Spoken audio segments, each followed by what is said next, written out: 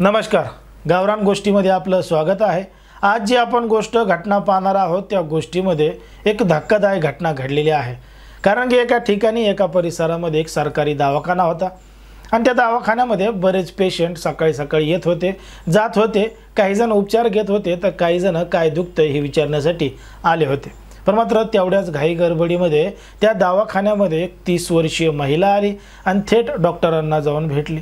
डॉक्टरने जेव्हा त्या महिलेला विचारलं नेमकं काय झालंय, काय दुखतंय, तेव्हा त्या महिलेनं सांगितलं की तिच्या प्रायव्हेट पार्टला जखम झाली आहे आणि त्यामुळे मोठ्या प्रमाणात वेदना त्या महिलेला होत आहेत। मग एखाद्या महिलेच्या प्रायव्हेट पार्टला जखम नेमकी का झालेली असावी, कशामुळे झालेली असावी, हे जेव्हा त्या ठिकाणच्या डॉक्टरांनी तपासून पाहिलं तेव्हा त्यांना समजलं की नक्कीच या प्रकरणामध्ये काहीतरी बरं वाईट घडलेलं आहे आणि त्या महिलेसोबत कोणीतरी जबरदस्ती केली आहे। इथूनच डॉक्टरांच्या मनामध्ये संशय आला होता आणि त्यांनी तात्काळ जवळच्या पोलीस स्टेशनमध्ये या संपूर्ण प्रकरणाची माहिती दिली होती की आमच्या दवाखान्यामध्ये अशी एक महिला आली आहे आणि तिच्या प्रायव्हेट पार्टला जखम झाली आहे। जेव्हा पोलिसांचं एक पथक या संपूर्ण प्रकरणाची गांभीर्यानं दखल घेऊन त्या दवाखान्यामध्ये पोहोचलं आणि जेव्हा त्या महिलेवर उपचार झाल्यानंतर तिला घडलेलं प्रकरण विचारलं तेव्हा त्या महिलेनं सांगितलं की ती एका रेल्वेनं प्रवास करत होती, जनरल डब्यामध्ये बसली होती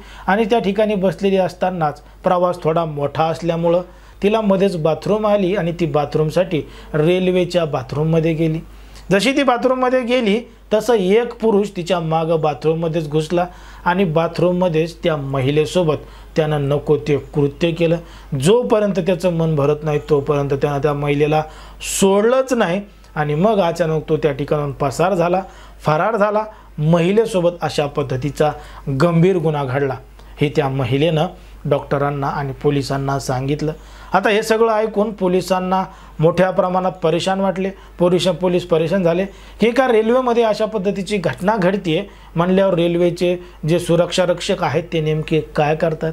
म्हणून पोलिसांनी त्या महिलेला सांगितलं की तात्काळ तुम्ही काय करा, या संपूर्ण प्रकरणाची गांभीर्यानं तक्रार दाखल करा, आम्ही FIR दाखल करतो आणि ते जे कोणी आरोपी आहेत त्यांना तात्काळ ताब्यात घेतो। पण मात्र ती जी महिला आहे ती म्हणले की नको, समाजामध्ये बदनामी होईल, माझं नाव खराब होईल, माझी काही इच्छा नाही तक्रार दाखल करायची। पण मात्र पोलीस म्हणले नाही असं कसं काय नाही। एखाद्या रेल्वेमध्ये जर एखाद्या महिलेसोबत अशा पद्धतीची घटना घडत असेल तर नक्कीच रेल्वेच्या सुरक्षेवर प्रश्नचिन्ह निर्माण होतात। म्हणून आम्हाला या संपूर्ण घटनेचा तपास करावाच लागेल। जर आरोपी मोकाट फिरले तर आज तुमच्यासोबत असं केलं, उद्या दुसरं कोणासोबत करतील, म्हणून आम्हाला या संपूर्ण घटनेचा तपास करावाच लागेल। म्हणून पोलिसांनी स्वतःहून त्या महिलेच्या तक्रारीवरून, म्हणजे ती तक्रार दिली नव्हती पण तरीसुद्धा पोलिसांनी FIR दाखल करून घेतला आणि तात्काळ या संपूर्ण प्रकरणाचा तपास चालू केला। जेव्हा पोलिसांनी या संपूर्ण प्रकरणाचा तपास चालू केला तेव्हा या संपूर्ण प्रकरणामध्ये घडलं होतं एक धक्कादायक प्रकरण, धक्कादायक घटना आणि इथूनच खरी गोष्ट काय आहे त्याला सुरुवातसुद्धा झाली होती। आता नेमकं काय आहे प्रकरण, कुठं घडली आहे घटना हे आपलं अगदी सविस्तरपणे बघायचं आहे। पण जर तुम्ही अजूनही आपलं चॅनल सबस्क्राईब केलं नसेल तर लगेचच करून घ्या आणि बाजूला असणाऱ्या बेल नोटिफिकेशनला सुद्धा ऑन करायला विसरू नका। आता ही जी संपूर्ण घडलेली घटना आहे ती आहे आपल्या महाराष्ट्रामधीलच मुंबईतील दादर रेल्वे परिसरामध्ये घडलेली घटना आहे। म्हणजे दादरचे जे रेल्वे पोलीस आहेत यांच्याच संबंधित घडलेली संपूर्ण ही घटना आहे। आता दादर रेल्वे च्या परिसरामध्ये एक सरकारी दवाखाना आहे आणि याच सरकारी दवाखान्यामध्ये 13 जुलै 2025 रोजी एक 30 वर्षीय महिला आली होती आणि तिनं सांगितलं होतं की तिच्या प्रायव्हेट पार्टला जखम झालेली आहे। जेव्हा तिनं पोलिसांना सांगितलं तेव्हा तिनं सांगितलं की ती प्रयागराजवरून गोरखपूर एक्सप्रेसनं मुंबईमध्ये येत होती आणि या एक्सप्रेसनं येत असताना जनरल डब्यामध्ये ती बसली होती। मग तिच्यासोबत नको ते कृत्य झालं। ते करणारा अनोळखी पुरुष होता। कोण होता, काय होता मला काहीही माहीत नाही आणि माझी काही तक्रार द्यायची इच्छा नाही असं त्या महिलेनं पोलिसांना सांगितलं। पण पोलिसांनी गांभीर्यानं दखल घेऊन स्वतः FIR दाखल करून घेतला आणि ज्या ठिकाणी ती महिला उतरली होती त्या रेल्वे स्टेशनवरचे सगळे CCTV फुटेज तपासले। ती रेल्वे ज्या ज्या ठिकाणाहून आली आहे त्या रेल्वे स्टेशनवरचे तो डब्बा ज्या ठिकाणी उभा राहतो त्या डब्याच्या ठिकाणचे CCTV फुटेज तपासले। कारण की पोलिसांसाठी ही एक मोठी गोष्ट होती की एखाद्या चालत्या रेल्वेमध्ये एखाद्या महिलेसोबत अशा पद्धतीनं कोणीतरी प्रवासामध्ये करतो आणि मोकाटपणे निघून जातो आणि ती महिलासुद्धा आरडाओरडा करत नाही, आजूबाजूच्या लोकांना सांगत नाही, थेट दवाखान्यामध्ये येते, घडलेला प्रकार सांगते। म्हणून पोलिसांनी या संपूर्ण प्रकरणाची गांभीर्यानं दखल घेऊन तपास यंत्रणा सुरू केली होती आणि आजूबाजूच्या परिसरामधले त्या ठिकाणचे सगळे CCTV कॅमेरे तपासले होते। आता पोलिसांच्या डोक्याला रिकामा स्थान झाला होता। ते प्रत्येक रेल्वे स्टेशनचे फुटेज तपासत होते। तेव्हा फुटेज तपासत असताना पोलिसांना एक चित्र दिसलं। त्या चित्रामध्ये ती महिला रेल्वेतून उतरताना पोलिसांना दिसली होती। पण मात्र चित्रामध्ये ती महिला एकटी नसून तिच्यासोबत अजून एक व्यक्ती होता आणि ती महिला त्या पुरुषासोबत येत होती। पण मात्र यापेक्षाही अजून एक मोठी गोष्ट होती की ज्या दिवशी ती महिला या ठिकाणी आली असं तिनं सांगितलंय, 13 तारीखला ती आली तिनं असं सांगितलंय, ती तारीख 13 नसून 12 तारीख होती, म्हणजे 12 जुलै रोजीच ती या ठिकाणी उतरलेली होती।